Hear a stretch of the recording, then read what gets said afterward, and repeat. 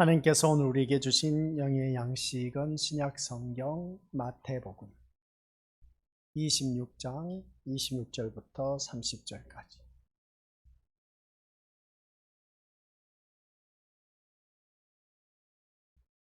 마태복음 26장 26절부터 30절까지 합독하도록 하겠습니다. 그들이 먹을 때에 예수께서 떡을 가지사 축복하시고 떼어 제자들에게 주시며 이르시되 받아서 먹으라, 이것은 내 몸이니라 하시고, 또 잔을 가지사 감사 기도하시고 그들에게 주시며 이르시되 너희가 다 이것을 마시라, 이것은 제 사함을 얻게 하려고 많은 사람을 위하여 흘리는 바 나의 피 곧 언약의 피니라. 그러나 너희에게 이르노니 내가 포도나무에서 난 것을 이제부터 내 아버지의 나라에서 새 것으로 너희와 함께 마시는 날까지 마시지 아니하니라 하시니라. 이에 그들이 찬미하고 감람산으로 나아가니라. 아멘. 우리가 읽은 이 본문 말씀은 우리 주님께서 목요일날 마지막 한 주간을 남겨놓으시고 목요일날 성찬식을 베푼 그 모습을 보게 됩니다. 이 말씀을 통해서 우리가 고난주간 전에 몸과 피라는 제목으로 우리가 하나님의 말씀을 들었습니다. 계속해서 이 말씀을 듣는데 우리가 믿음 생활하면서 그렇습니다. 이 몸과 피를 나눈다는 자체가 실제로 우리가 경험하거나 실천할 수 없는 하나님의 말씀이 우리에게는 너무나 많다는 것을 바라보게 됩니다. 우리는 경험은 하고 있는데 실천할 수 없는 하나님의 말씀이 너무나 많은 것은 아까 기도 가운데서도 내 이웃을 내 몸과 같이 사랑하라는 그 말씀이 있었음을 보게 됩니다. 그런데 이웃을 사랑하라는 것은 분명히 하나님의 말씀인데, 그러나 우리 실제 삶 속에서는 실천할 수 없는, 입으로는 말은 하는데 고백은 하는데 내 몸이 따라주지 않고 마음이 따라주지 않는 그 모습 보게 됩니다. 겉모습은 사랑한다고 그렇게 표현하지만 속마음은 전혀 여전히 미워하고 있는 그런 모습을 보게 된 것이죠. 이런 모습을 보면서 오늘 또한 우리 귀한 믿음의 심령들, 하나님의 말씀 따라 살아가는 데 있어서 많은 경험은 했지만 실제 내 삶 속에서 실천할 수 없는 일들이 너무나 많다는 것을 보게 됩니다. 이 사랑뿐만 아니라 섬김이라는 단어도 그렇습니다. 이 섬김이라는 단어를 바라봐서도 주님은 나를 위해서 산 것이 아니라, 자신을 위해서 산 것이 아니라 한결같이 어떤 그 주위에 연약한 사람, 나약한 사람, 멸시천대받고 소외당하고 어려움과 고통 속에 있는 그런 자들을 찾아가서 섬겼다. 그래서 우리도 예수님처럼 살아야 된다라고 했지만 실상 우리들의 삶은 그런 데 가서 섬김의 삶보다는 내 육신의 안일함을 더 추구했던 그 모습을 보게 됩니다. 이런 모습을 볼 때 우리가 믿음 생활하면서 어느 누구를 막론하고 늘 또한 주님 앞에 나와서 하나님의 백성으로서 구원받았다 확신은 갖고 있지만은 실제 내 삶 속에서는 내가 진짜 구원받았는지 안 받았는지 긴가민가 하는 그런 모습. 그래서 우리가 교회에 나올 때마다 오직 누구만 생각하자, 예수님만 생각하자라고 했습니다. 그 예수님만 생각하는 데 있어서 예수님만 생각하는 데 따르는 네 가지가 있다고 했지 않습니까? 나의 생명이 되신 예수님을 바라보자, 부활하신 예수님을 바라보자, 영광이신 그 예수님을 바라보자, 나를 구원하신 예수님을 바라보자. 이 네 가지, 그러니까 생명, 우리 어느 누구든지 다들 갖고 있습니다. 이러한 생명을 갖고 있다면 우리 또다시 예수님께서 죽으셨다가 다시 살아나셨습니다. 우리는 하나님의 자녀로서 부활체의 몸을 이루고 있는 하나님의 자녀입니다. 그래서 다시 살아난 하나님의 자녀이기 때문에 이 세상 것에 연연하지 아니하고 하나님 나라의 것을 구하면서 살아가야 된다. 그래서 구원받은 우리들은 영광의 세계에 이르게 된다는 말씀이 우리 미니버스들 지난 시간에 말씀을 들어서 익히 잘 알고 있습니다. 실제로 경험하거나 실천할 수 없는 이 하나님의 말씀을 우리는 그래서 매번 이 예배 시간에 나올 때마다 생각해야 할 것은 생명, 그리고 또한 부활, 그리고 구원과 영광이 있다라는 것을 꼭 기억하시길 바랍니다. 그러면서 예수님께서 목요일 날에 이제 성찬식을 베푸는 데 있어서 이거 떡을 나눠주면서 이것을 받아 먹으라, 이것은 내 살이니라. 그리고 또한 어떻습니까? 잔을 주면서 이것을 받아 마시라, 이것은 곧 나의 피니라, 언약의 피니라고 한 것을 보게 됩니다. 이 성찬식을 행하는 그 모습 속에서 우리가 이 지금까지 신앙생활을 해오면서 세례 교인인지 다 봤죠. 교인이 또한 받는 그 모습을 보게 되는데, 이 성찬식을 거행할 때마다 우리들의 삶 속에서는 의식으로 굳어진 그러한 성찬식을 하는 경우가 너무나 많다는 것을 보게 됩니다. 그래서 쉽게 표현하면 하나의 행사다라고 생각하면서 그 의미를 제대로 부여하지 않고, 아하, 이제 성찬식 하니까 뭐 목사님이 떡을 나눠준다고 했는데 떡이라고 하니까 그 떡은 아니고 카스테라 빵이다, 그 잔이라고 하니까 포도주다, 그렇게 해서 마시고 마는 그런 모습 보게 되는데, 그래서 우리가 일상생활 속에서 의식으로 굳어져 버리는 이 성찬식이 도대체 무슨 의미가 있느냐는 것이죠. 근데 주님께서는 주님 다시 오신 그날까지 이것을 기념하라고 했습니다. 근데 이것을 성찬식을 거행하는 데 있어서 우리들의 마음은 뭐 예나 지금이나 전혀 요동함이 없고 그냥 그런가 보다 하고 드려지는 그 모습, 어떤 의식을 갖지 않고 그냥 의식에 굳어진 그런 성찬식을 하는 것을 보게 됩니다. 이런 점에서 오늘 본문도 외는 아니다라는 것이죠. 우리는 본문을 오늘날 교회가 행하는 성찬의식을 제정하시는 말씀으로 이해하고 있음을 보게 됩니다. 물론 지금의 성찬의식이 본문의 말씀을 근거로 하는 것은 틀림이 없지만, 과연 예수님이 교회가 행할 성찬의식을 제정하시기 위해서 본문의 말씀을 하셨을까라는 질문을 던져보는 것이죠. 예수님이 교회가 행할 성찬의식을 제정하시기 위해서 이 본문의 말씀을 하셨을까라는 것인데, 우리는 깊은 생각 없이 교회의 성찬의식을 행하는 것으로 본문의 말씀을 실천했다고 생각하는 것을 보게 됩니다. 그것은 성경을 우리의 편리대로 따라서 대하는 것밖에 안 됨을 알아야 된다, 이것을 보게 됩니다. 이것이 바로 뭐냐면 우리들의 생각이란 것이죠. 그래서 무덤을 찾아갔던 여인들을 바라보니까 막달라 마리아의, 그리고 어떤 어떻습니까? 야고보의 어머니 마리아, 그리고 어떤 그 말씀 살로메, 이 세 여인이 예수님의 그 죽음의 무덤을 향해서 간 그 모습을 바라보면 그들의 생각이었습니다. 향품을 미리 사두었다는 겁니다.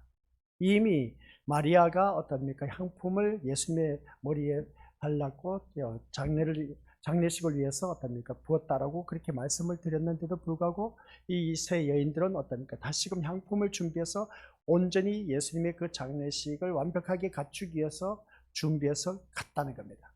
이게 바로 하나님께서 주신 메시지가 아닌 자기들의 생각이었던 것을 보게 됩니다. 그러니까 우리가 믿음 생활하면서 우리의 생각대로 교회에 나오면 안 된다 그랬죠. 그래서 교회에 나왔을 때는 모든 것을 다 비워야 된다. 내가 생각하고 있는 그 모든 것 다 내려놓고, 또 내 모든 고집과 아집, 내가 갖고 있는 그 주관적인 견해, 이런 모든 것 다 내려놓고 온전히 하나님의 말씀은 푹 빠져서 그 말씀을 내가 마음속에 받아들여서 만판에 새기면서 그 말씀 따라 온전히 순종할 수 있는 그런 마음 자세로 나와야 된다라는 것이었습니다. 그런데 우리가 주님 앞에 나왔습니다. 주님 앞에 나왔는데 내가 왜 이 자리에 나왔을까라고 했을 때에 그 생각도 없이 또 나온 그 모습을 보게 됩니다. 그래서 오직 우리들의 생각은 예수님으로만 가득 차 있어야 되고, 그 예수님 생각하면 생명, 부활, 영광, 구원이라는 것을 우리가 늘 머리에 인식하고 있어야 되는 겁니다. 인식하고 있을 때 그 예배가 온전히 이루어질 수가 있다는 것이죠. 그러니까 모습을 볼 때 오늘 우리 믿음의 건설도 또한 그렇습니다. 성경 하나님의 말씀을 우리의 편리를 따라서 잘못 해석하는 그런 경우가 참 많이 있음을 보게 되고, 그러다 보니까 의식에 굳어진 그 모습을 보게 된 것을 알 수가 있습니다. 그래서 예수님께서 6월절에 제자들과 마지막 만찬을 하실 때에 떡을 가지시고 축복하십니다. 떼어 제자들에게 주시면서 뭐라고 했습니까? 받아 먹으라. 이것은 누구의 몸이다? 예수님의 몸이라고 합니다. 그리고 어떤 잔을 가지고 감사기도 하시고 난 후에 제자들에게 받아 먹으라고 마시라고 했습니다. 시작. 너희가 다 이것을 마시라. 이것은 제 사함을 얻게 하려고 많은 사람을 위하여 흘리는 바 나의 피 곧 언약의 피니라. 아멘. 이 말씀을 보니까 이것을 받아 먹으라, 이제 빵을 나눠주면서 이제 떡을 나눠주면서 어떻습니까? 내 몸이라고 했습니다. 근데 여기서 이제 이것은 나의 피, 곧 언약의 피니라고 하는 것을 볼 때 이것은 하나의 그 전제 조건이 있죠. 제 사함을 얻게 하려고 많은 사람을 위하여 흘리는 바 나의 피라고 하는 것을 보게 됩니다. 그래서 예수 그리스도의 그 생명은 예수 그리스도의 그 피밖에 없다는 거죠. 생명의 피가 우리에게 흐르고 있다는 겁니다. 그래서 그 어느 누구든지 예수 그리스도의 피로 말미암아 제 사함의 은총을 받은 하나님의 백성, 우리는 오직 하나님의 피를 우리가 어느 누구든지 갖고 있다는 사실입니다. 그래서 우리는 하나님의 한 가족이 된 것이죠. 그래서 우리는 예수님의 이 말씀을 교회에서 성찬식을 행함으로 실천한다라고 생각하는 경우가 참 많이 있음을 보게 됩니다. 하지만 우리가 성찬식을 행하면서 예수님의 몸을 먹고 그리고 또한 예수님의 피를 마신다고 느끼지는 않는다는 겁니다. 그렇게 느끼신 분들 또한 있을지 모르지만 거의 대부분 그런 것을 느끼지 못합니다. 이 떡을 먹으면서 이것은 예수님의 몸이야 하고 또 어떻습니까? 잔을 마시면서 이거 예수님의 피라고 느끼는 그 모습 볼 때 단지 자주 행하는 교회 의식의 하나로 여길 뿐이지 실제적으로 예수님의 몸을 먹고 피를 마신다라고 느끼기는 힘들다라는 내용이죠. 우리 다들 경험해 보셨지 않습니까? 그죠? 성찬식에 참여하신 우리 믿음의 식구들. 제 말이 또 틀린 말은 아닙니다. 그죠? 다들 그렇게 생각할 겁니다. 이것은 그냥 예수님의 몸을 먹고 피를 마신다라고 할 때 보면 이것을 진짜 내가 와닿고 느껴지느냐는 겁니다. 그래서 가톨릭은 어떻게 했습니까? 성찬식을 어떻습니까? 떡을 먹을 때마다 그 떡이 예수님의 몸이 되고 포도주는 피가 된다는 화채설을 주장하기도 한 것을 보게 됩니다. 화채설. 그러니까 이 몸이 화되어 갖고 변화되어서 이제 내 속으로 들어오게 된다. 그리고 어떤 피가 내 마심으로 인해서 내 모든 것이 깨끗하게 된다라는 그런 의식을 갖고 있는 화채설을 주장하기도 한 것을 보게 됩니다. 그리고 어떤 개신교, 오늘날 우리 교회 기독교를 말한 것이죠. 이 개신교의 성찬식과는 조금 느낌이 다를 수 있을지 모르지만 그 차이는 단지 심리적인 문제일 뿐이라는 겁니다. 심리적인 문제로 인해서 이것은 예수님의 몸이다, 이것은 예수님의 피다 하면서 심리적인 그 의미를 갖고 이제 어떻습니까? 그것을 받아들이고 하는 것을 보게 되는데, 그래서 성찬을 행함으로 말미암아 예수님의 몸을 먹고 피를 마시는 실제적인 체험을 한다고는 말할 수가 없다는 것이죠. 그런 그 모습을 볼 때 우리 믿음의 식구들께서는 우리는 그 성찬의 빵을 예수님의 몸으로 믿고 먹으며 또 포도주를 예수님의 피로 마십니다 라는 것을 보게 됩니다. 그래서 성찬은 예수님의 몸과 피라는 것이죠. 이 몸과 피가 없으면 안 된다는 겁니다. 그래서 하지만 우리는 수백 번 성찬식을 행한다고 해도 말씀드린 것처럼 느껴지는 것은 뭐냐라고 했을 때 시작, 예수님의 몸을 먹고 피를 마신다는 그 의미를 실제로 느끼고 체험할 수가 있다 없다? 실제로 체험할 수가 없다는 것이죠. 이런 그 모습을 볼 때 우리 것들은 어떠냐는 것이죠. 그래서 의식으로 굳어진 그 성찬식을 우리가 날마다 행할 때마다 우리에게 받아들이는 그 모습을 보게 된 겁니다. 그러면 우리가 여기서 생각해 봐야 됩니다. 도대체 이것은 주님이 오신 그날까지 이 성찬식을 기념케 하라고 하면서 성찬식을 지키라고 했습니다. 그러면 지키긴 지켜야 되는데 우리가 이 말씀을 보니까 그럽니다. 예수님의 몸을 먹고 피를 마신다는 그 의미를 실제로 느끼고 체험하느냐? 그러고 있을 때 전혀 그런 반응이 없습니다. 준수가 다가오니까 그냥 떡 하나 집어서 입에 넣고, 그냥 준수가 다가오니까 잔을 이제 내가 마시고 하는 거 보니까 전혀 체험 없이 그냥 의식에 굳어진 모습처럼 그냥 이거는 당연히 하는 것보다 하면서 그렇게 우리가 받아들이는 그 모습을 보게 되는데, 이러한 것 때문에 오늘날 교회의 성찬은 단지 하나님의 하나의 그 의식으로 굳어져 있을 뿐이다라는 것을 보게 된 것이죠. 그래서 우리들 역시 성찬식을 대수롭지 않게 여기는 경향이 참 많이 있는 것을 보게 됩니다. 그러나 이 성찬식을 우리가 대수롭지 않게 여긴다는 것 또한 아주 잘못된 그러한 신앙입니다. 이 성찬식이 얼마나 중요한지 모릅니다. 아직 우리가 믿음의 오스들 핵심적인 말씀을 안 드려서 모르시지만은 우리가 한번 생각을 해보자는 겁니다. 분명히 하나님께서는 우리 주님께서 이것을 성찬식을 주님 오신 날까지 지키라고 한 것을 보게 됩니다. 그런데 왜 지키라고 했을까? 이걸 우리가 제대로 알아야 되는데, 이 몸과 피를 날마다 우리가 성찬식을 할 때마다 먹고 마십니다. 그런데 먹고 마시는데도 불구하고 이게 도대체 무엇을 의미하는지 의미도 모르고 우리가 그냥 지금까지 그 성찬 의식에 참여했던 것은 두말할 것도 없습니다. 저도 또한 이 말씀 준비하기 전까지는 깊은 그 의미를 말씀드리지 않았습니다. 단지 그냥 우리 예수님의 몸, 이거 떡을 먹을 때 예수님께서 채찍에 맞음으로 인해서 피 흘리고 하는 그 모습을 바라보았을 때 갈기갈기 찢어진 그 고통을 생각하면서 우리가 떡을 먹어야 된다. 일단 예수님께서 그 찢어진 그 몸에서 흘러내리는 그 피가 곧 우리들의 죄를 사해 주셨다. 그래서 그 피를 생각하면서 우리가 이 예식에 참여해야 된다라고 제가 여기까지만 설명한 것 같습니다. 근데 이것보다 더 깊은 의미가 있다는 겁니다. 이것은 누구나 그렇게 말할 수 있는 것을 보게 된 것이죠. 물론 제가 지금 성찬 의식의 중요성을 주장한 것은 아닌 겁니다. 그렇다고 해서 성찬 의식이 주의 몸과 피를 실제로 경험하고 느낄 수 있는 것이 아니기 때문에 무의미하다라는 것을 말하고 하자는 것도 아닌 겁니다. 그러면 다만 성찬식에 대한 그런 여러 가지 생각들로 인해서 본문의 말씀에 관심을 두지 않는 것을 우려해서 오늘 이 시간 말씀을 드리는 겁니다. 그래서 이 성찬식의 의미가 뭔지, 그래서 몸과 피를 분명히 나눠주면서 받아 먹으라 마시라 하는 것을 보게 됩니다. 그게 이제 주시는 귀한 영적 교훈이 있습니다. 뭐냐? 시작. 연합의 축복입니다. 예수님의 그 몸을 먹고 그리고 예수님의 피를 마신다라고 했을 때 이것은 하나의 그 단어를 이제 요약한다면 연합의 축복입니다. 그러면 무엇을 말하고 있을까? 어떤 것을 우리가 연합의 그 축복을 말씀하고 있는 것인가? 이것을 우리가 알자는 것이죠. 이걸 제대로 알고 이제 앞으로 우리가 성찬식을 대하게 되면은 우리 미리오스들 정말 성찬식 그래서 주님 오신 그날까지 이것을 지키라고 하셨구나라는 것을 알 수가 있습니다. 근데 명확한 답을 우리가 제대로 알 수가 없어. 오늘 이 시간 우리 믿음의 식구들에게 알려주고자 하는 겁니다. 각자 우리가 믿음의 것들 또한 깨달음이 있을 겁니다. 성찬식을 지킬 때마다 이게 도대체 무슨 의미가 있어서 주님 오신 그날까지 지키라고 하셨을까? 그래서 가톨릭에서는 매번 예배 드릴 때마다 그들은 미사를 드린다고 하죠. 미사 드릴 때마다 이 성찬식을 거행합니다. 우리 기독교도 주일마다 드려지는 그런 교회도 있고 어떤 목요일마다 드려지는 그런 교회도 있습니다.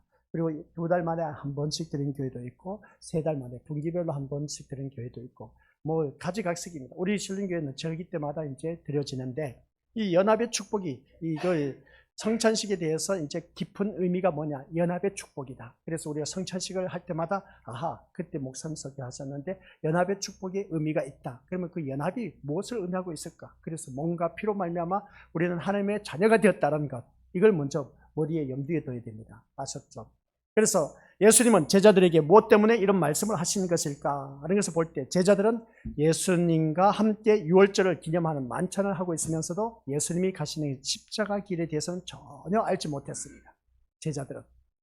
그래서 제자들이 예수님에게 기대하는 것이 있었습니다. 그게 무엇일까? 제자들이 예수님에게 기대하는 것이 있었습니다. 그게 무엇이었을까?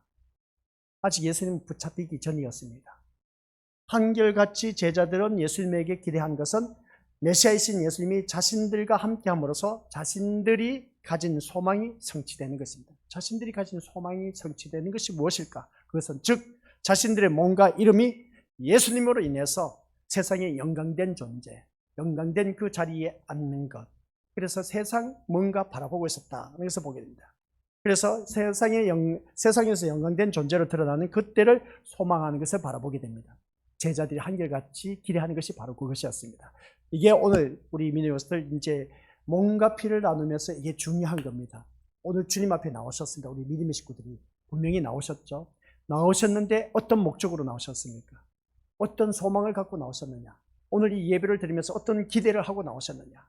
오늘 말씀 목사님이 내가 이렇게 세상에 심심히 피곤하고 지쳐있고 내 마음이 너덜너덜하고 찢겨질 때 찢겨졌고 너무나 진짜 삶에 의미가 없는데 오늘 말씀 목사님 나를 위로해 주시겠지. 말씀 목사님 통해서 말씀 주실 때 뭔가 회복되겠지. 치유되겠지 하면서 뭔가 기대를 하면서 나오셨을 겁니다. 그리고 또 내가 세상 걱정 것이 문제점 때문에 말씀으로 인해서 나를 위로해 주시고 그 문제가 해결받겠지 하고 그런 소망을 갖고 나오셨을 겁니다. 그러나 예배 시간에 나올 때 그런 것 때문에 우리가 어떤 목적을 갖고 나왔다면 그 예배가 잘못되었다는 겁니다. 그래서 예배 드릴 때 나올 때마다 오직 예수님만 생각하면서 나오자라고 했는데 그 예수님을 생각하면서 이제 좀 더 세밀하게 들어가서 생명과 부활과 구원과 아울러서 영광을 생각하면서 우리가 주님 앞에 나오자라는 것이었습니다. 그러면 오늘 이 자리에 나온 우리 믿음의 식구들께서 제자들이 예수님께서 잡히시기 전까지는 그들이 뭔가 바라보고 있었던 것을 보게 됩니다. 예수님에게 기대하는 것이 있었습니다. 그게 바로 뭐냐라고 했을 때 많은 무리가 예수님을 따르다 보니까 정치적인 메시아로 생각하면서 제자들은 한결같이 한자리 하겠다는 겁니다. 그것을 기대와 소망을 갖고 예수님을 앞에 나왔다는 것이죠. 오늘 우리 믿음의 식구들이 바로 그겁니다. 예수님 앞에 나올 때 이 세상 뭔가 기대를 하고 나왔다면 이 제자들과 똑같습니다. 저주하고 부인하고 도망갈 그런 제자들이다. 심지어 가룟 유다처럼 예수님을 팔아넘길 자들이다. 이것을 보게 됩니다. 근데 예수님이 붙잡히시니까 다 도망가 버렸습니다. 세상에 기도했던 것을 가지고 예수님 앞에 나왔더니 예수님이 십자가를 못 박혀 돌아가시니까 다 도망가 버렸습니다. 우리 믿음의 식구들 또한 그렇습니다. 여기서 귀한 교훈이 뭐냐면은 세상 어떤 목적, 기대를 가지고 주님 앞에 나오면 다 도망갈 사람. 왜 도망갈 사람인지 아세요? 우리 믿음의 식구들 기가 막힙니다. 다들 경험을 해보셨습니다. 내가 힘들고 어려울 때 진짜 눈물, 콧물 범벅돼서 살려달라고 제발 좀 여기서 고통에서 벗어나게 해달라고 그러면 제가 주님 어떻게 하겠습니다 하고 얼마나 부르짖었는지 모릅니다. 배고파서 죽겠으니까 먹을 것이라도 좀 달라고. 또 저 같은 경우는 그렇습니다. 제발 다른 사람들처럼 감사한 거 11조 그리고 건축, 성교 나도 이렇게 하나님 앞에 헌금할 수 있는 돈을 좀 달라고 그렇게 간절하게 애절간절하게 하나님 앞에 부르짖었어요. 부르짖었는데 그래 냅다 네 마음 내가 알겠다 하면서 사람을 통해서 돈을 주면 얼마나 좋았을까. 이런 땡폰도 주지를 않았어. 그래서 나는 하늘에서 돈이 뚝 떨어진 줄 알고 계속 땅만 쳐다보고 갔는데도 땅에 무슨 돈 10원짜리도 안 보여. 아유 참 하나님 왜 그렇게 무심한지. 근데 또 밥을 먹지 못해서 신학 공부하면서 우리 믿음으로서 저 같은 경우는 그렇습니다. 끼니가 되면 제일 걱정되는 게 진짜 배고픈 것보다 더 서러운 것이 없어요. 특히나 추운 날씨, 춥고 서럽고 배고프면 이것보다 더 서러운 것이 없어요. 그럴 때 배가 고플 때 이 친구들은 다 식권을 들고 그냥 점심시간에다 하면서 밥 먹으러 가자 하는데 밥을 먹으러 가지 못한 저희 심정을 어떻게 하겠습니까? 배고픈 거예요. 하나님 저에게도 빵을 달라고 그렇게 했는데도 불구하고 주지를 않았습니다. 근데 그때 부르짖었던 기도, 나 좀 배 좀 부르게 하나님 일을 할 수 있도록 해달라고 했던 것을 보게 됩니다. 그래서 저는 어디를 갔었는지 반죽이 좋습니다. 이 사람 저 사람 만나서 어떻게 합니까? 올리기를 좋아합니다. 올려야 뭔가 내가 얻어 먹을 수 있으니까. 그러다 보니까 이 배고픔의 서러움을 느껴보지 못한 사람은 제가 말씀드렸지 않습니까? 눈물로 빵을 먹어보지 않은 사람은 뭐라고요? 인생을 논하지 말라는 것이죠. 눈물로 빵을 먹어보지 않은 사람은 정말 그 배고픔을 알지 못한다는 거죠. 그래서 그 배고픔을 아는 사람은 반죽이 좋아질 수밖에 없어. 왜? 먹고 살기 위해서는 이 사람 저 사람 부닥쳐서 어떻습니까? 단번에 어떻습니까? 그냥 금방 친해질 수가 있어요. 말 한마디 던지면서 어떻습니까? 서로 어우러지면서 얼마나 좋은지 몰라. 그러면 어떻습니까? 뭔가 얻어낸다는 것이죠. 그래서 그런 때가 있었으면 보게 됩니다. 근데 여기서 제가 말씀드리고자 하는 것이 뭐냐라고 했을 때에 바로 그겁니다. 주님 앞에 나왔을 때 이 모든 것도 어떻습니까? 세상 것을 기대하면서 나왔는데 하나도 얻지를 못한 것을 보게 됩니다. 그리고 우리 믿음의 것을 근데 우리가 세상 것을 아쉬워서 부르짖었는데 하나님께서 허락해 주셨다 안 해주셨다? 다 허락해 주셨어요. 곧바로 허락해 주신 것도 있었지만 시간이 흘러서도 허락해 주신 것을 보게 됩니다. 근데 우리 믿음의 식구들에게 제가 말씀드리고자 하는 것이 뭐냐? 기도 들어주시고 응답해 주었더니 세상적으로 모든 것을 기대하고 소망하는 것들을 들어주었더니 우리 믿음의 식구들 응답하는 것이 많이 있지 않습니까? 그랬더니 어떻게 했습니까? 주님을 더 가까이 했습니까? 아니면 더 멀리 했습니까? 우리들이 심령을 바라보니까 내가 아쉽고 어떻습니까? 간절할 때는 주님을 가까이 하지만은 그래서 그 문제를 해결해 주면 어떤지 아세요? 등 따시고 배부르니까 주님을 멀리 하게 되어 있습니다. 힘들고 어려울 때는 주님을 찾지만 내가 좀 먹고 살만한 형편이 펴진다 싶으면 어떻습니까? 백발백중 주님과 가까이 다가선 사람 없어요. 거의 다가 그냥 다 주님과 거리가 멀어졌으면 멀어졌지 가까워졌다? 손들어 보시기 바랍니다. 없어요. 없습니다. 인생은 바로 그겁니다. 내가 힘들 때는 주님을 찾으면서 세상 것 구했지만 그때마다 주님께서 또 허락해 주셔서 허락해 주셨으면 더 가까이 해야 될 텐데 그렇지 못하고 오히려 더 주님을 멀리하고 있는 것이 우리들의 모습이었습니다. 여기에 대해서 우리 믿음의 식구들께서 누구든지 부인을 못할 겁니다. 바로 이겁니다. 우리가 믿음 생활하면서 이러한 그 모습이 이 제자들의 모습이 오늘 우리들의 모습과 똑같은 겁니다. 그래서 뭔가 예수님께 기대하는 것이 있어서 그래 나왔는데 그들은 예수님이 십자가에 못 박혀 돌아가시니까 아니 그 전에는 십자가에 못 박히시기 전에는 어떻게 했습니까? 많은 무리들이 따르다 보니까 진짜 신났어요. 그냥 얼마나 좋은지 몰라.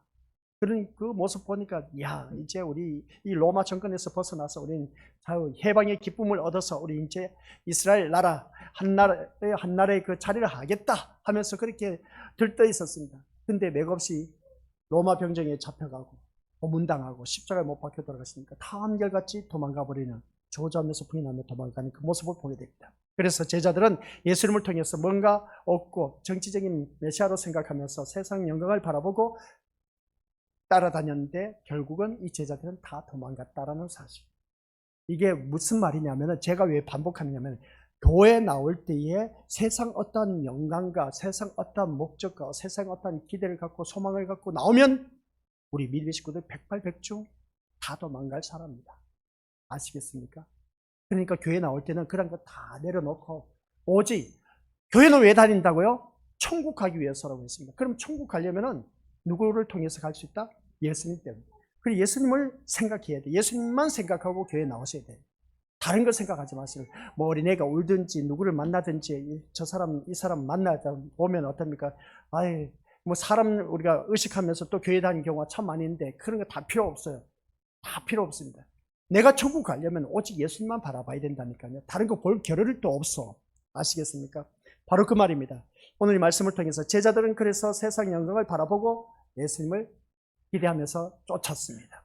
하지만 예수님은 시작. 예수님은 제자들의 몸과 이름을 영광된 것으로 세워주기 위해 오시지 않았습니다.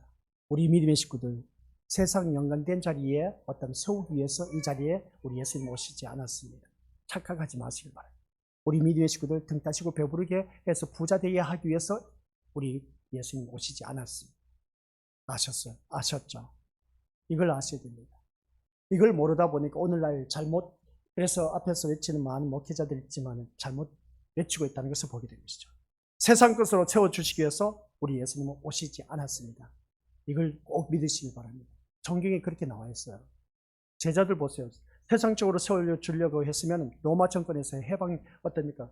당장 정치적 메시아로서 통치권을 갖고 어떻습니까? 휘어잡으면서 말 안 듣는 그 로마 정권 하루아침에 다 무너뜨릴 수 있었습니다. 예수님 그 일을 안 하셨습니다. 예수님은 오로지 자기 백성을 저희 죄에서 구원하시기 위해서 오셨다는 사실. 우리 믿음의 식구들 세상 어떤 영광된 자리에 앉혀놓기 위해서 오신 분이 아니다. 아셨죠? 내 자녀가 좋은 직장에 들어갔다. 아, 이거 하나님께 영광이다. 물론 그렇게 생각하실 수 있을 겁니다. 그러면 세상 사람들도 좋은 직장에 들어갔는데 자녀들이 왜 기독교인 우리들은 내 자녀는 못 들어갔을까? 아니, 하나님의 자녀인 우리가 더 이제 좋은 직장에 들어가고 좋은 취직을 하면서 출세해야 되지 않겠느냐는 것입니다. 근데 우리 예수님은 세상 것을 어떤 위치에, 영광의 자리에 이르게 하기 위해서 오셨다면 우리 이 자리에 앉아 계신 분들은 모두 다가 잘 먹고 잘 살고 잘 누리고 좋은 직장이 있고 좋은 자리에서 대우받고 존귀와 존경함의 대상이 되어 있어야 됩니다. 근데 아니라는 것이죠. 그런 분도 있지만은 그러나 우리 민족들 힘들고 어렵고 저 밑바닥 생활하시는 분들 얼마나 많은지 몰라요. 그래서 우리 예수님은 이 세상 어떤 영광된 것으로 채워주시기 위해서 오신 분이다? 아니다? 아니다. 이것만큼은 우리가 명확히 해야 됩니다. 그래야 이 몸과 피를 우리가 제대로 어떤 의미를 갖고 있는지 연합된 의미가 무엇인지 알 수가 있다는 겁니다. 그래서 인간은 아무리 영광된 존재가 된다고 해도 죄인으로 멸망받을 수밖에 없습니다. 그래서 예수님은 시작. 예수님은 그 몸을 버리시고 피를 흘리심으로써 우리의 죄를 대신 짊어지고 저주의 길을 가시기 위해 오신 것입니다. 아니, 예수님이 이 땅에 오셨을 때 뭔가 영광 받으시기 위해 오셔야지. 근데 예수님은 뭡니까?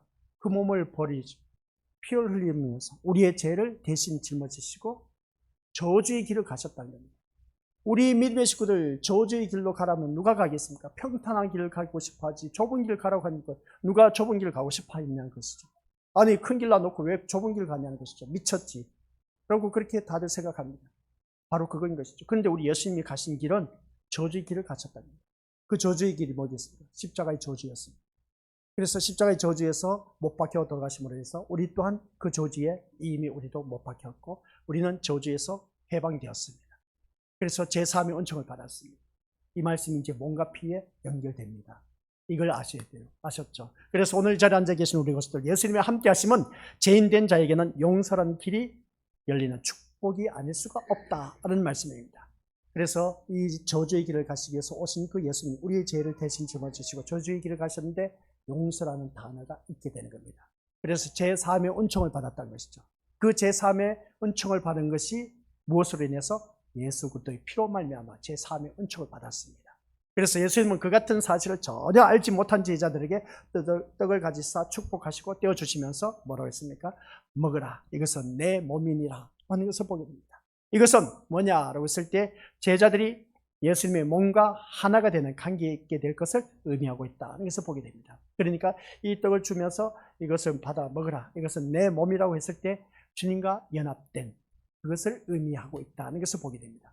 아니, 이 떡이 어떻게 주님과 연합됐냐는 것이죠. 그리고 영적인 교훈으로 바라봤을 때 예수님의 몸과 하나가 된다. 그래서 예수님의 몸과 하나가 된다라는 것이 에베소서에 가서 우리가 깨닫는 것이 뭐겠습니까? 교회의 머리는 그리스도, 그의 몸을 이루고 있는 각 지체들은 누구다? 우리 믿음의 식구들입니다. 이게 바로 예수님의 몸이 연합된 의미를 오늘 우리에게 가르쳐주고자 이것을 받아 먹으라고 했습니다. 이것은 내 몸이라 할 것이죠. 그래서 그리스도의 몸으로 하나가 되는, 연합되는 그 관계를 설명하기 위해서 몸을 어떻습니까? 떡을 주면서 이것은 먹으라 하면서 내 몸이라고 하신 것을 보게 됩니다. 그래서 예수님의 몸과 하나가 되는 것은, 예수님의 몸과 하나가 되는 것은 예수님께서 누리시는 모든 것이 제자들이 누리는 것이 된다는 그런 뜻입니다. 이제 여기서 우리에게 나타나는 겁니다. 예수님의 몸과 하나가 되었습니다. 그러면 예수님의 몸과 하나가 되었다면 예수님께서 누리는 모든 것을 우리 또한 그것을 다 받아 누리게 된다는 그런 뜻입니다. 그래서 몸과 피를 나누라고 했을 때 이게 얼마나 중요한지 모릅니다. 그래서 예수님의 몸과 우리는 하나가 됐습니다. 이미 그게 느껴져야 돼. 그래서 예수님이 누리는 그 모든 것이 우리 또한 다 누리게 된다는 겁니다. 아이고, 그러면 어떡하나? 예수님 십자가 못 박혀 들어간 그 고통, 난 그 생각만 해도 나 못해. 우리 주일날 오후 이제 우리 성령 전도사가 말씀 전할 때 영상 보여줬지 않습니까? 그 예수님의 그 채찍 맞는 그 채찍 소리만 들어도 끔찍하지 않습니까? 예수님과 하신 그것을 우리 또 똑같이 누린다고 했습니까? 그 고난, 고통, 아유, 생각만 해도 아찔해. 나 그런 거는 진짜 싫어. 하면서 그렇게 우리가 고백할지 모르지만, 그러나 그 정도의 고통은 아닐 겁니다. 삶의 고통이 있습니다. 살다 보면 이런 사람, 저런 사람 만나면서 고통당할 수도 있고, 내가 아파서 고통당하는 경우도 있고, 그래서 고통의 그 질도 종류도 여러 가지가 있는 것이죠. 그런 그 모습 볼 때 오늘 이 자리에 앉아 계신 우리 믿음의 식구들 또한 그렇습니다. 그래서 예수님이 누리시는 그 모든 것을 우리도 다 같이 주님의 몸을 이루고 있기 때문에 우리 몸이 아프면 어떻습니까? 아야 하면서 이거 피가 납니다. 우리 저기 또 의빗을 바라보니까 기부스를 한 것을 보니까 얼마나 또 아프겠습니까? 그런 모습을 바라보면은 우리 믿음의 식구들 온몸이 다 그 고통을 느끼고 있어요. 그런 것처럼 우리가 주님과 연합된 것을 우리가 어느 누구든지 그것을 누리기 위해서라면 예수님의 몸과 이제 하나가 되었다는 의식을 갖기 위해서 받아 먹으라. 이것이 곧 내 몸이니라고 하는 것을 보게 됩니다.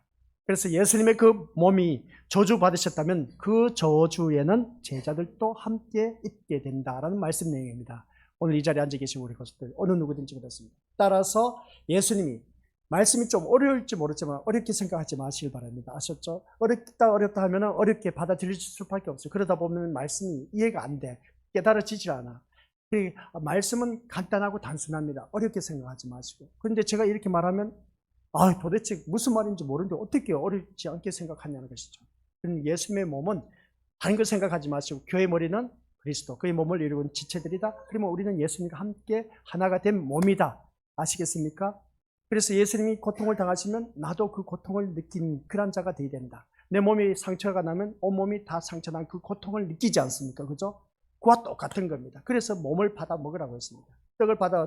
떡을 주면서 이것을 받아 먹으라. 이 내 몸이니라고 하는 것을 보게 되겠죠. 이게 바로 예수님의 몸과 하나가 되는 것을 말씀하고 있다. 하는 것을 보게 됩니다. 그래서 여기서 말씀하고 있는 것이 뭐냐? 시작. 예수님이 저주를 받아 돌아가심으로써 제자들도 함께 저주받아 죽은 것이기 때문에 다시는 저주 아래 있지 않게 된다. 그래서 오늘 이 자리에 앉아 계신 우리 것들은 예수님이 저주를 받아서 십자가에 못 박혀 돌아가심으로 말미암아 우리는 이제 두 번 다시 저주 아래 있지 않는 하나님의 자녀가 되었다라는 그 의미를 갖고 주님의 몸을 성찬식 대할 때마다 빵을 대하라. 그런 뜻입니다. 저주에서 해방되었다는 그 의식을, 그것을 날마다 상기하면서 그것을 날마다 묵상하면서 예수님께서 십자가에 못 박혀 들어가실 때 그 저주 아래에 있었던 그 모든 것도 우리도 십자가에 못 박혀 들어가면서 우리 또한 죽었다는 겁니다. 그래서 그 저주에서 우리는 벗어났다, 해방되었다는 겁니다. 그것을 생각하면서 저주받은 자는 지옥에 갈 수밖에 없습니다. 그런데 주님의 몸을 생각할 때마다 저주받아 지옥에 갈 수밖에 없었던 나를 그 예수님의 몸으로 말미암아, 그 몸에서 피가 흘림으로 말미암아 내가 이제 저주에서 해방되어서 하나님 백성 되었다는 그 의식을 갖고 이 성찬식에 참여해야 된다 하는 그런 말씀 내용입니다. 이것이 바로 예수님의 몸과 어떻습니까? 연합됨으로써 누리는 축복이라는 겁니다. 다른 것도 없습니다. 예수님의 몸과 우리가 연합된 그 누리는 축복. 그러니까 누리는 축복이 첫 번째 뭐라고요? 저주에서 해방입니다. 이게 우리가 살아가는 삶의 모습이 되어야 된다. 나는 저주에서 벗어나서 이제 하나님 백성이 되었어. 이게 바로 우리 오늘 믿음의 것들, 이건 자부심을 가르쳤습니다. 이 자부심을 갖고 우리가 성찬식에 임해야 된다는 것이죠. 이 몸을 뗄 때 아시겠습니까? 그래서 우리는 이 예수님의 몸과 함께 연합됨으로써 누리는 축복이 바로 저주에서 우리는 이미 벗어나고 해방되었다라는 것입니다. 그것만이 아닌 겁니다. 그것만이 아닌 것이죠. 뭐냐라고 했을 때 또 있습니다. 우리 믿음의 것들 시작. 예수님의 몸은 부활하셨고 하늘로 가시고 영원한 생명을 누리십니다. 아시겠습니까? 예수님의 몸은 죽으셨다가 부활하셨어요. 부활하시고 하늘로 가시고, 오늘 기도 가운데도 나왔지 않습니까? 하늘로 가시고 또 어떻게 영원한 생명을, 우리들의 모습이 바로 예수님이 누리시는 그 모든 것을 다 누린다는 겁니다. 부활하고 승천하고 영원한 생명을 우리가 누리게 된다는 겁니다. 이걸 의식하자겠죠. 이게 바로 성찬식의 의미를 갖고 있다는 겁니다. 연합된 의미 아시겠습니까? 그래서 성찬식을 할 때마다 이 몸을, 떡을 먹을 때마다 주님과 연합된 몸이다. 연합된 몸인데 저주에서 벗어나서 이제 해방되어서 이제 예수님이 누리셨던 것, 내가 모든 것에서 다시 살아나고, 그리고 또 부활함으로 말미암아 이제 하늘로 승천한다. 승천해서 그 영원한 세계에 가서 영원한 생명으로 이제 살게 된다. 그게 바로 몸의 의식을 갖고 우리가 성찬식을 대하는 하나님의 자녀가 되어야 된다. 아시겠습니까? 이 모든 것은 우리가 실제로 경험한다거나 행할 수 있는 것이 아닌 겁니다. 하나님의 언약 안에서 우리에게 성취될 복된 사건들이고 또한 하나님께서 행하실 일들인 겁니다. 우리는 하나님이 이루시고 행하실 이 일을 믿는 믿음으로 말미암아 이 성찬식에 참여하는 것이죠. 그러니까 하나님께서 이 일을 이루실 것을 믿음으로 말미암아 이 성찬식에 임해야 된다는 겁니다. 그걸 우리가 믿는 믿음으로 말미암아 성찬식에 참여해야 되는데, 믿는 믿음이 없으면 이 성찬식 아무런 의미가 없어. 그래서 주님 오신 그날까지 이 성찬식을 기념케 하라 하면서 성찬식을 지키라고 하는 것은 나에게 아무런 의미가 없어. 그런데 우리 믿음의 것들, 하나님께서 이 모든 일을 이루실 것을 믿고, 그래서 내가 이 성찬식을 대할 때마다 주님의 그 떡을 대함으로 말미암아 몸을 내가 지금 우리 먹지 않습니까? 그러면 그 먹음으로 말미암아 내 몸이 이제 죽으셨다가 다시 어떻습니까? 저주에서 해방되었기 때문에 부활하고, 모든 부활하는 것은 다시 살아나고, 그리고 또 부활한 그 몸이 이제 하늘로 승천하는 겁니다. 올림을 받는 것이죠. 그래서 하늘나라로 승천하고, 그리고 또 영원한 세계에 가서 우리가 그 생명을 누리게 된다. 이것을 생각하면서 이 성찬식에 참여하는 자가 되어야 된다. 그래서 내가 거룩한 백성으로서 이 성찬식에 참여하라. 그래서 성찬식에 서두에 말하고 있습니다. 기원하면서 뭐래요? 누구든지 무흠입교인, 흠이 없는 사람 아시겠습니까? 흠이 없는 사람이 이 예식에 참여하는 것이 가한 줄 압니다. 그러나 양심의 가책을 받는 사람은 삼가하는 것이 바람직합니다 라고 했지 않습니까? 바로 그겁니다. 양심의 가책을 받고 무흠입교인 그러한 사람들만이 이 성찬식에 참여하는 것은 바로 그 거룩한 몸을 우리가 거룩한 몸을 이루고 있기 때문에 그렇다는 것입니다. 그래서 예수님께서 뭐라고 합니까? 시작. 예수님께서 피를 언약의 피라고 말씀하신 이유가 또 여기에 있습니다. 그러니까 이제 몸에 대해서 이야기를 했습니다. 이제 피입니다. 예수님의 피와 몸은 따로 분리되는 것이 아니라 하나라는 것이죠. 몸과 피는 따로 놓을 수가 없습니다. 우리 살이 찢어지면 거기에 반드시 흐르는 게 있습니다. 뭐가 있습니까? 피가 있다는 것이죠. 그래서 예수님의 피와 몸은 따로 분리될 수가 없습니다. 따라서 언약의 피라고 하셨다고 해서 몸은 언약과 상관이 없는 것으로 그렇게 생각하면 안 된다는 것이죠. 몸과 아울러서 피 모두가 하나님의 언약이고, 따라서 몸도 피도 언약의 성취를 의미하고 있다는 내용입니다. 몸도 피도 다 뭐라고요? 언약의 성취를 의미합니다. 근데 언약의 피니 이것을 받아 먹어라. 아니, 떡을 주면서 어떠면 이것을 받아 먹어라. 내 몸은 언약의 몸이니라 하면서 그렇게 말하면 얼마나 좋을까? 근데 잔을 주면서 이것을 받아 마시라. 이것은 내 몸의 언약의 피라고 그렇게 말하고 있습니다. 그러니까 우리 믿음의 식구들께서는 몸과 피 따로 생각하고 있는데, 몸과 피는 똑같이 언약의 몸과 피라는 것을 의미하고 있다는 말씀입니다. 그러면 여기서 이제 또 생각할 것이 있지 않습니까? 하나님의 언약이라는 겁니다. 하나님의 약속된 말씀이라는 겁니다. 하나님의 약속된 말씀이라는 건데, 그래서 제자들은 잔을 마심으로써 제 삶을 얻게 하려고 많은 사람을 위해서 흘리는 예수님의 피의 은혜에 참여하게 된다는 것을 보게 됩니다. 그래서 즉 이제 예수님의 피 흘리심이 제자들에게는 제 삶의 은혜라는 놀라운 복된 사건을 우리가 함께 누리게 된다는 것을 보게 됩니다. 예수님이 흘리신 그 피로 말미암아, 이건 우리가 지금까지 너무나 많이 들어왔습니다. 예수님의 피로 우리의 모든 죄가 씻음을 받아서 거룩한 백성이 되어서 하나님 나라에 이르게 되었다. 이처럼 예수님의 몸과 피는 한번 생각해 보시기 바랍니다. 지금까지 이제 말씀을 들었습니다. 정리를 해야죠. 정리를 한다고 해서 다 끝난 것이 또 아닌 겁니다. 예수님의 몸과 피는 시작, 제자들 저주에서 해방되게 하시고 제 사함을 얻게 하심으로써 거룩한 하나님의 백성이 난 영광된 몸이 되게 하셨다. 우리들의 몸은 저주에서 해방되었습니다. 해방된 우리들의 몸은 예수님이 몸을 줬습니다. 그 다음 뭘 줬다? 피를 줬습니다. 피는 뭐라고요? 이 몸이 저주에서 해방되었으니까 피를 주면서 이것을 받아 먹으시라. 나의 언약의 피라고 하는 것은 내 죄사함을 얻게 하심으로 말미암아 내가 어떻게 됐다? 거룩한 백성이 되었다 라는 그런 의미를 갖고 성찬식에 참여하라는 그런 의미입니다. 아시겠습니까? 그러니까 몸을 대할 때마다 생각하는 것은 뭐라고요? 저주에서 해방된 나의 몸.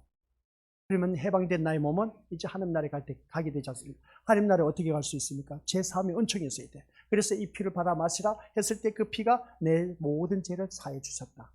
그래서 몸과 피라는 겁니다.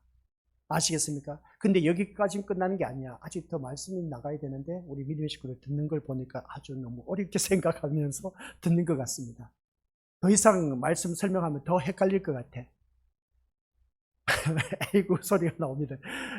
그리고 또 장차 제자들이 친히 목격하게 될 예수님의 부활과 승천이 제자들이 누릴 언약의 성취라는 복된 사건으로 다가올 것임을 보여주기 위해서 떡을 떼어주시고 잔을 나눠주신 것을 바라보게 됩니다. 여기서 우리가 기억해야 할 것은 다른 것 없습니다. 위로 다시 올려주시고, 예수님의 몸과 피는 뭐라고요? 제자들을 저주에서 해방시켜 주셨다. 그 몸을 생각할 때, 그 다음 그 몸을 저주에서 해방시켜 주셨으면 우리를 어디 나라에? 저주받는 사람은 지옥에 갈 수밖에 없습니다. 근데 저주에서 해방된 나는 어디에? 하나님 나라에 들어가 보내려면 어떻게 돼야 된다? 제3의 은총이 있어야 돼. 그래서 피를 흘리신 것입니다. 그 제3의 은총을 받은 우리들은 하늘나라의 영광된 몸이 되었다. 거룩한 백성이 되었다. 그래서 이 성찬식을 대할 때마다 거룩한 백성으로서 그 믿는 믿음으로 말미암아 주님의 몸과 피를 내가 받아들임으로 인해서 하나님의 거룩한 백성, 그러니까 저주에서 해방된 그 마음의 기쁜 마음, 그리고 또한 제3의 은총을 받아서 어느 누구든지 하늘나라에 가게 됐다는 것, 이 피, 이것을 늘 생각하면서 이제 우리 믿음으로서 성찬식에 참여할 때마다 그 떡을 떼어주시고 잔을 나눠주는 것이다. 이런 것을 꼭 기억하시기 바랍니다.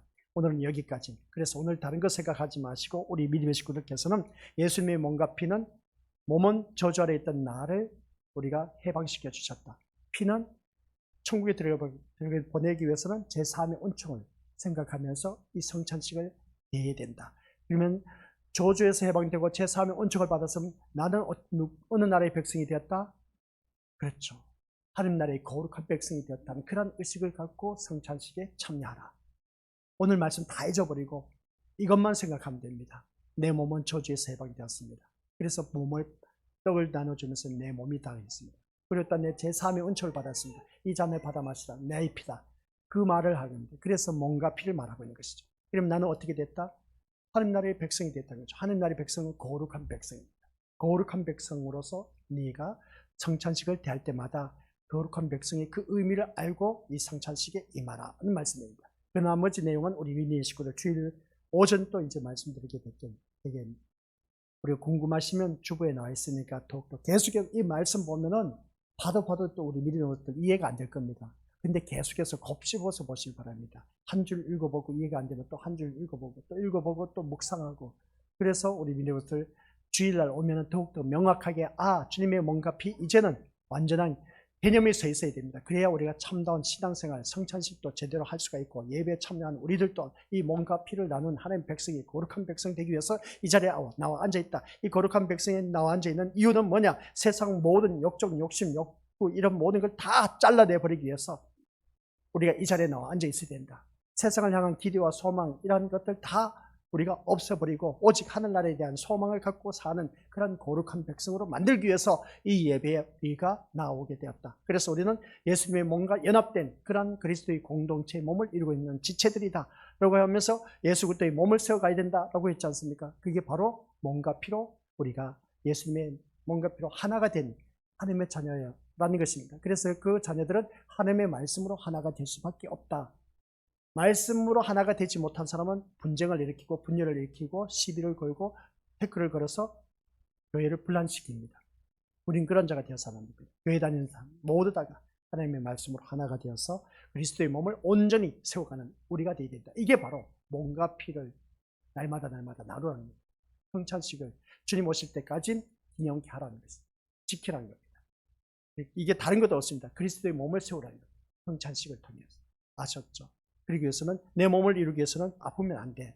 그러면 아픈 손을 내가 또 돌보는 그 모습 보게 되는데 우리 믿음의 식구들께서는 그리스도의 몸을 세우기 위해서는 먼저 나부터 온전히 거룩한 백성이 되게 하기 위해서는 날마다 주님 앞에 저주에서 해방되어서 제3의 은총을 받아 감사하면서 회개의 역사가 날마다 있어야 된다는 걸 꼭 기억하시기를 주님의 이름으로 간절히 축원드립니다.